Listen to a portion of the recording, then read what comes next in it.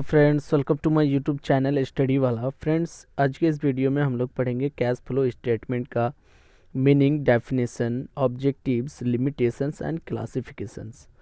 तो फ्रेंड्स, अगर आप चैनल में पहली बार विजिट कर रहे हैं तो प्लीज़ आप चैनल को सब्सक्राइब करें और पूरी वीडियो को एंड तक ज़रूर देखें, क्योंकि कैश फ्लो स्टेटमेंट से भी आपके क्वेश्चंस बहुत बार पूछते हैं, बहुत बार आते हैं। What is a cash flow statement? A cash flow statement refers to a statement showing the cash inflow and outflow. एक कैश फ्लो स्टेटमेंट्स जो बेसिकली आपको शो करता है कैश इनफ्लो और आउटफ्लो का, मीन्स कैश आपके पास कितना आ रहा है, कैश कितना आपसे जा रहा है, उस चीज़ को बेसिकली ये कैश फ्लो स्टेटमेंट जो है शो करता है। और the financial position of a business during different intervals of time of cash and cash equivalents. जो बेसिकली फाइनेंशियल पोजीशन है बिजनेस का ड्यूरिंग डिफरेंट इंटरवल्स में, अलग अलग समय पे ये कैश फ्लो स्टेटमेंट्स जो है आपका बिजनेस का शो करता है। उसमें क्या कितना कैश आता है, कितना कैश जाता है, कितना कैश इक्विवेलेंट्स होता है, वो चीज़ को बेसिकली कैश फ्लो स्टेटमेंट में शो करता है। All public listed company have to prepare and report a cash flow statement along with other financial statements. हर पब्लिक लिस्टेड कंपनी जो है कैश फ्लो स्टेटमेंट्स प्रिपेयर करता है, अदर फाइनेंशियल स्टेटमेंट्स और other financial statements जो है वो भी प्रिपेयर करते हैं। ऑन एन एनुअल बेसिस पे वो प्रिपेयर करते हैं सब company. Under the new accounting standard 3 के, जो न्यू अकाउंटिंग स्टैंडर्ड 3 है उनके अकॉर्डिंग हर public company cash flow statements और फाइनेंशियल स्टेटमेंट्स प्रिपेयर करते हैं, मेंटेन करते हैं। Cash versus cash equivalents. According to the chapter of cash flow statement class 12, जो इनका चैप्टर है कैश फ्लो स्टेटमेंट्स क्लास 12 का, उसके according cash is divided into 2 categories. कैश को बेसिकली 2 कैटेगरीज में डिवाइडेड किए गए हैं, which are cash in hand, जो एक पहला है कैश इन हैंड, एंड दूसरा है demand deposit with the bank, जो कैश आपके पास रहता है, और दूसरा जो कैश डिपॉजिट आपके बैंक में रहता है। ऑन द अदर हैंड, और अगर दूसरे वर्ड में देखूं, cash equivalents are described as short term highly liquid assets.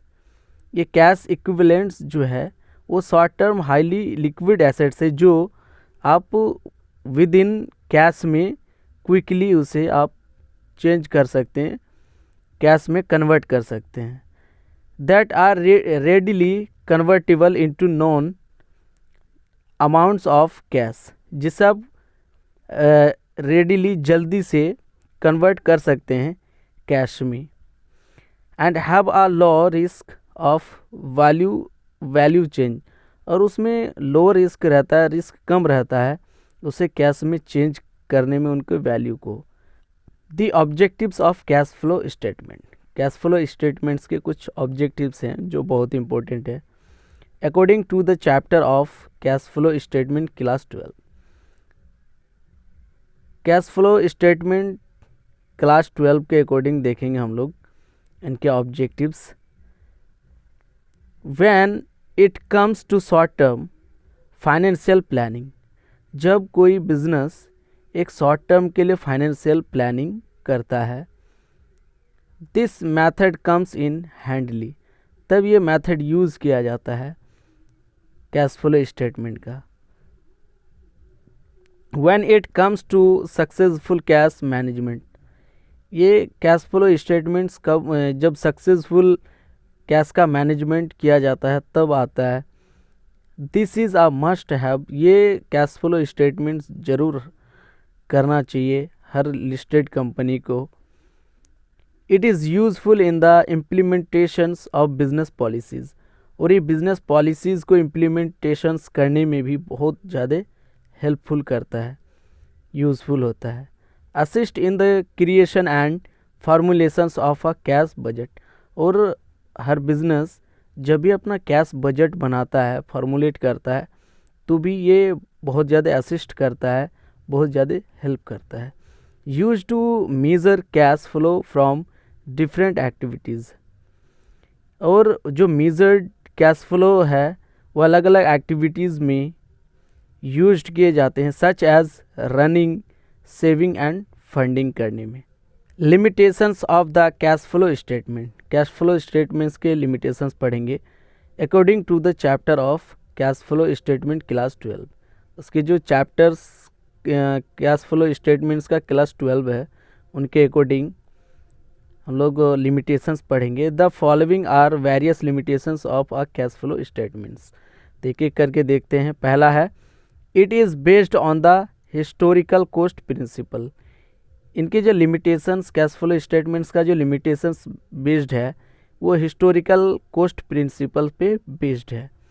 Number 2 है additionally it is based on secondary data.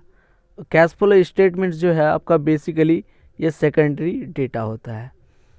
No adherence to basic accounting principles, इसमें कोई बेसिक अकाउंटिंग प्रिंसिपल्स नहीं होता है। A cash flow statement is not a substitute for the income statements. A cash flow statements basically substitute नहीं होता है किसी भी इनकम स्टेटमेंट के लिए। It ignores all the non cash transactions. ये कैश फ्लो स्टेटमेंट्स आपका उन सारे ट्रांजैक्शंस को इग्नोर करता है जो नॉन कैश ट्रांजैक्शंस होते हैं। Classifications of business activities, business activities को बेसिकली 3 क्लासिफिकेशंस किए गए हैं। पहला है ऑपरेटिंग एक्टिविटीज़, इसमें देखेंगे कि कैश इनफ्लो कैसे होता है, कैश आउटफ्लो कैसे होता है।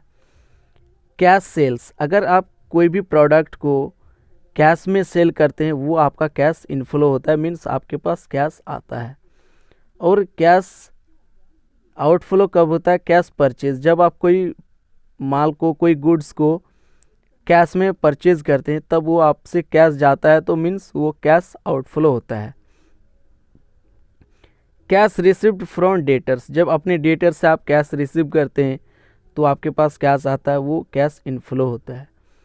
Payment mode to the creditors, जब अपने क्रेडिटर्स को आप पेमेंट करते हैं तो वो कैश आउटफ्लो होता है, आपसे मीन्स कैश जाता है। Cash received from commission and fees, और जो भी कमीशन अदर फीस जो भी आपसे रिसीव होता है आपको, वो कैश आपके पास आता है, मीन्स कैश इनफ्लो होता है। Cash operating expenses payment of wages, जो भी वेजेस के लिए, ऑपरेटिंग के लिए आप जो एक्सपेंसेस पे करते हैं वो आपसे कैश जाता है, मीन्स कैश आउटफ्लो होता है।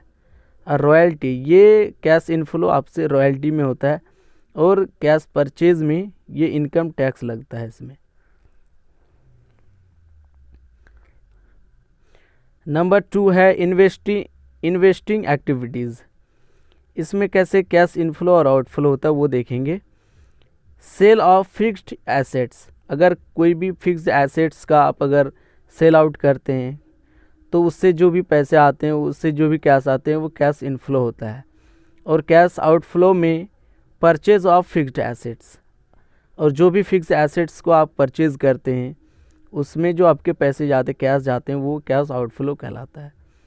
सेल ऑफ इन्वेस्टमेंट, और जो भी आपका इन्वेस्टमेंट को आप सेल करते हैं उससे जो भी कैश आते हैं वो कैश इनफ्लो कहलाता है। परचेज ऑफ इन्वेस्टमेंट, और जो भी इन्वेस्टमेंट को आप परचेज करते हैं, इन्वेस्टमेंट करते हैं, वो आपका कैश आउटफ्लो कहलाता है। इंटरेस्ट रिसीव्ड होते हैं तो वो भी कैश इनफ्लो है। डिविडेंड रिसीव्ड होता है वो भी कैश इनफ्लो है। और रेंट रिसीव्ड जो करते हैं आप, वो भी आपका कैश इनफ्लो होता है। थर्ड एंड लास्ट है फाइनेंसिंग एक्टिविटीज़। फाइनेंसिंग एक्टिविटीज़ में कैश इनफ्लो और आउटफ्लो कैसे होता है वो देखेंगे। पहला है issue of shares in cash, cash में जब आप शेयर्स इशू करते हैं और उनसे जो भी कैश आते हैं वो इनफ्लो होता है। और पेमेंट ऑफ लॉन्स रिडम्पशन, और लोन का जो रिडम्पशंस के लिए आप जो पेमेंट करते हैं वो आपका कैश आउटफ्लो होता है।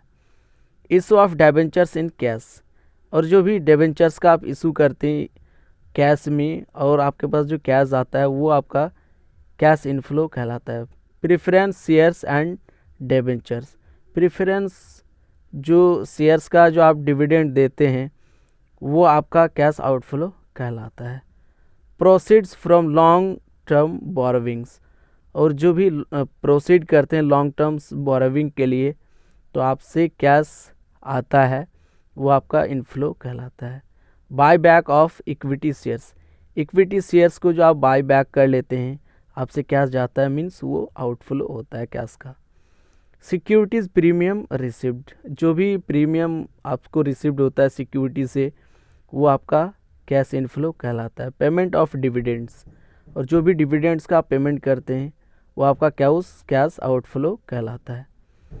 तो फ्रेंड्स आज के वीडियो इतना तक। अगर वीडियो में कोई भी डाउट हो तो प्लीज़ आप कमेंट्स में बताएं, मैं उसे सॉल्व कर दूंगा। और वीडियो को ज़्यादा से ज़्यादा लाइक करें, शेयर करें और चैनल को सब्सक्राइब करें। Thank you so much, keep watching, keep support.